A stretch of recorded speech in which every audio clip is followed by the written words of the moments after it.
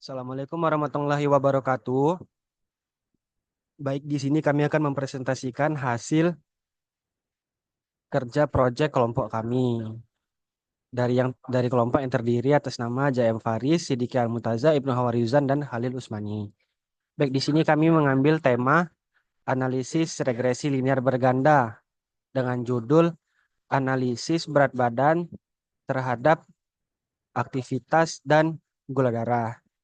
Baik, di sini pertama kali kami akan meng- menggunakan package yang akan diperlukan nanti. Lalu yang kedua, di sini kami memanggil data yang telah kami simpan di Excel. Lalu untuk selanjutnya, di sini kami memanggil 5 data teratas. Lalu di sini kami juga menggunakan ks.info untuk melihat info dari data seperti tipe data dan lain-lain. Lalu di sini kami menggunakan syntax summary untuk melihat bahwa ada atau tidaknya missing value dari variabel yang kami gunakan. Dan dari output di atas dapat diketahui bahwa dari ketiga variabel tidak terdapat missing value. Baik, saya akan melanjutkan presentasi dari teman saya. Jadi, selanjutnya di sini ada sintak untuk memplot kurva kepadatan. Jadi, sintaknya sendiri bisa dilihat di layar, yaitu data ATR sama dengan ks dot elect titik 20.27. Kemudian ada SNS plot dengan data ATR tadi. Ke, kemudian ada diag spasi kin sama dengan KDE. Jadi maksud dari sintak ini tersebut termasuk jadi yang dimaksud dalam sintak ini yaitu data alter ini bermaksud memilih kolom ke 0 hingga ke 6 dari data frame KS dan menyimpannya di data ATR. Kemudian ada SNS pair plot, fungsinya untuk membuat pair plot untuk melihat hubungan antara kolom dalam ATR dengan kurva kepadatan ini pada diagonal untuk distribusi masing-masing variabel. Bisa dilihat di sini outputnya. Selanjutnya ada regresi linear berganda. Jadi untuk mengolah data tersebut kami menggunakan eh, regresi linear berganda. Jadi pertama di sini ada pemanggilan data dengan library pandas. Itu KS sama dengan pd.readExcel. Kemudian di sini ada describe untuk sintang untuk mendeskripsikan datanya. Di sini terlihat bahwa dari output tersebut diketahui bahwa jumlah baris pada data tersebut itu ada 1.000 dan kolomnya ada 3. Kemudian ada di sini sintak untuk membuat scatter plot. Jadi sintak yang tersendiri ada plt.figure, kemudian ada sns pair plot dengan variabel x-nya yaitu blood glukosa atau gula darah, kemudian physical activity atau aktivitas fisik, kemudian y var-nya sama dengan wing atau berat badan. Nah, sini bisa dilihat outputnya scatter plot dari data yang kami olah tadi, yaitu di sini variabel Y-nya itu wing, dan di sini variabel X1 gula darah dan aktivitas fisik. Eh, untuk interpretasinya tersendiri bisa terlihat dari output di atas dapat diketahui bahwa tidak ada indikasi hubungan kuat antara berat badan dengan kadar gula darah atau tingkat aktivitas fisik dalam dataset tersebut. Kemudian selanjutnya ada sintang untuk memisahkan fitur X dan targetnya Y untuk analisa atau pelatihan model. Itu sintaknya future names dalam kurung X1 yaitu plot glukosa, kemudian X2-nya aktivitas fisik dengan Y-nya sendiri KS weak atau berat. Kemudian ada sintak untuk memisahkan X dan Y ke dalam data latih atau data trend dan data pengujian atau data test dengan sintak X spasi trend, X spasi test, Y spasi trend, Y spasi test sama dengan trend test split, XY random state sama dengan 1. Untuk sintak selanjutnya yaitu linear regresi model akan dilanjutkan oleh teman saya. Saya akan berikutnya saya Ibnu Rizan akan menjelaskan presentasi dari teman saya itu Cynthia. Oke, di sini dapat dilihat bahwasanya sintaks untuk membuat model garis regresi yaitu sintaksnya sebagai berikut: limerick sama dengan linear regression. Sintaks berikutnya merupakan sintaks untuk membuat model dengan data latih. Sintaksnya itu seperti hindrake, fit, xtrain, dan getrain. Selanjutnya, sintaks untuk membuat prediksi pada data pengujian.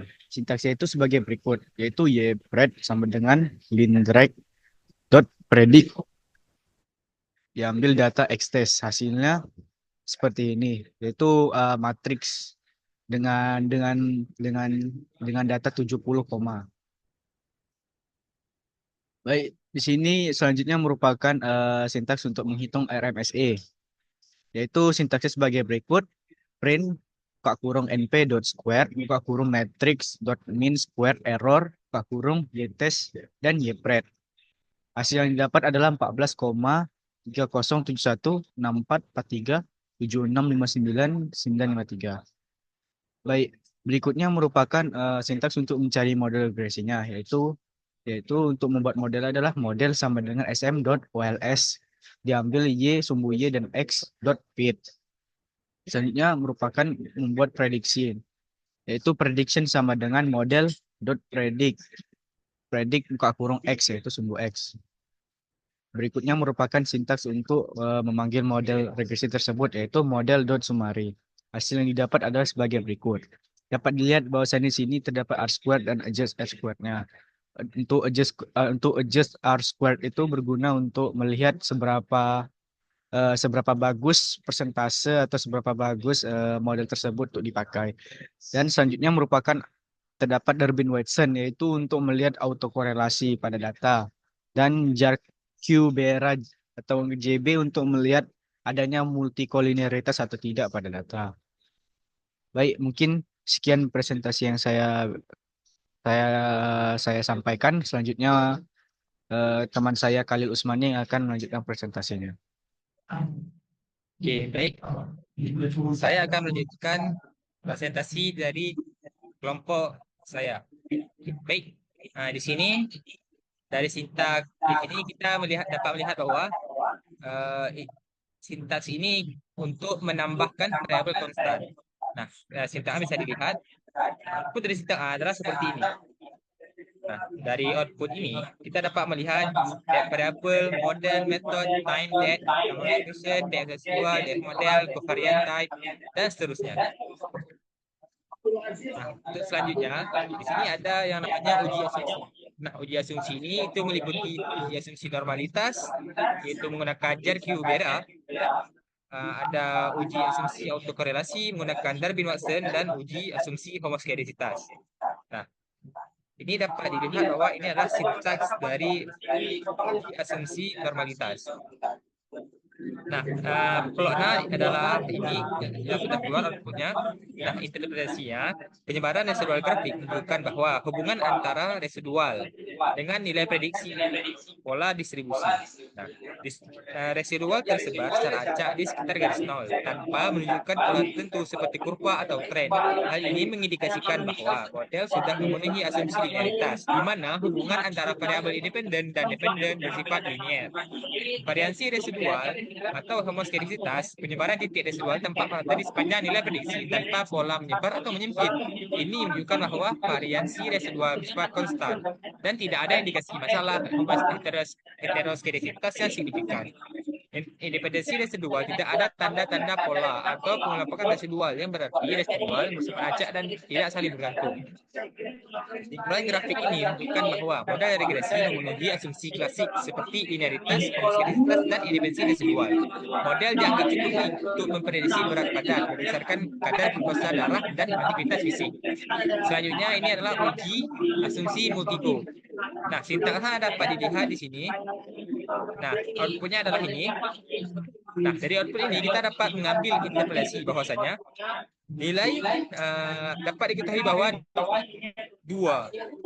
hasil fifth, output fifth menunjukkan nilai berikut itu masing-masing variabel, yaitu fifth 1 bernilai 16,86, fifth 2 nilai 1, dan fifth 3 nilai 1. Fifth yang di atas yang lebih besar dari 10 yaitu nilai 16,86 mengindikasikan adanya multikolinearitas tinggi pada salah satu variabel dalam model.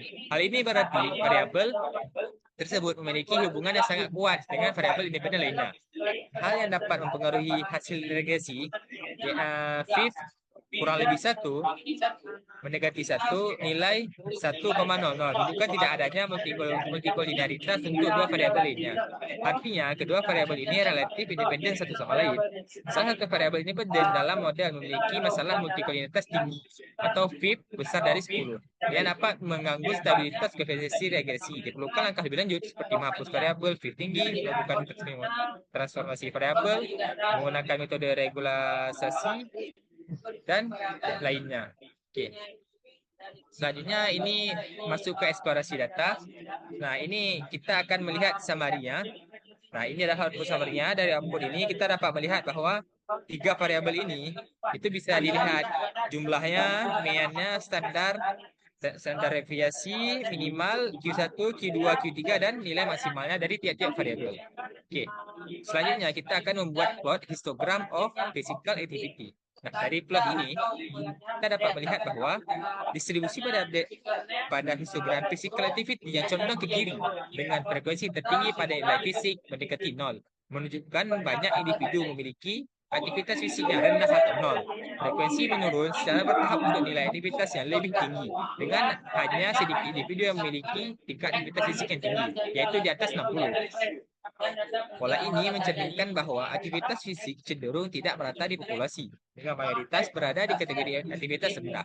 Distribusi ini mungkin membutuhkan penanganan khusus jika digunakan dalam analisis lanjutan. Oke. Selanjutnya kita akan membuat histogram dari variabel blood glukosa. Nah, ini adalah sintaksnya. Dan ini adalah interpretasinya. Yaitu histogram ini menunjukkan bahwa distribusi kadar blood glukosa dengan nilai berkisar antara 80 hingga 300. Distribusi tampak mendekati simetris dengan puncak frekuensi tertinggi berada pada rentang sekitar 130 hingga 170. Yang menunjukkan bahwa sebagian besar individu kadar glukosa darah di rentang ini. Frekuensi menurun di kedua sisi, baik untuk kadar glukosa yang lebih rendah maupun lebih tinggi. Dengan sangat sedikit individu yang memiliki kadar glukosa ekstrim, yaitu di atas 250. Nah, pola ini mencerminkan distribusi data yang relatif normal dengan sedikit kecenderungan di arah kadar yang lebih tinggi. Distribusi ini memberikan gambaran umum populasi berdasarkan kadar glukosa dalam darah mereka. Selanjutnya, kita akan membuat box plot dengan variabel physical activity. Nah, box plot ini menggambarkan distribusi data physical activity. Nilai median berada di sekitar 30, menunjukkan bahwa setengah dari individu memiliki aktivitas fisik kurang dari nilai tersebut. Rentang EQR menunjukkan konsentrasi antara sekitar 15 sampai 45. Menggambarkan variabilitas aktivitas fisik dalam mayoritas populasi. Nilai minimum mendekati 0, sementara maksimum berada di sekitar 80. Beberapa layer terlihat di atas 80, menunjukkan adanya individu dengan tingkat aktivitas fisik yang jauh lebih tinggi dibandingkan mayoritas. Secara keseluruhan, data ini mencerminkan distribusi aktivitas fisik dengan sebagian besar individu berada di tingkat aktivitas menengah dan hanya sedikit yang sangat aktif. Selanjutnya, kita akan membuat box plot dengan variabel blood glukosa atau glukosa dalam darah. Oke, box plot tersebut menampilkan distribusi kadar glukosa darah. Garis hijau di dalam kotak menunjukkan median, sedangkan kotak menggambarkan rentang EQR. Whisker yang memanjang dari kotak menunjukkan rentang 1,5 kali EQR. Dan terdapat beberapa layer yang digambarkan dengan lingkaran di atas whisker bagian atas. Nah, median dari kadar glukosa darah berada sekitar 150 dengan EQR berkisar antara 100 hingga 200. Layer menunjukkan kadar glukosa yang sangat tinggi sehingga 300 menunjukkan glukosa yang sangat tinggi hingga sekitar 300 yang mengindikasikan beberapa nilai ekstrim yang perlu diinvestigasi lebih lanjut. Box plot ini berguna untuk memahami variasi kecenderungan sentral kadar glukosa dalam dataset tertentu. Mungkin hanya ini yang dapat kelompok kami sampaikan. Lebih dan kurang saya mohon maaf. Wabillahi taufiq wal hidayah. Assalamualaikum warahmatullahi wabarakatuh.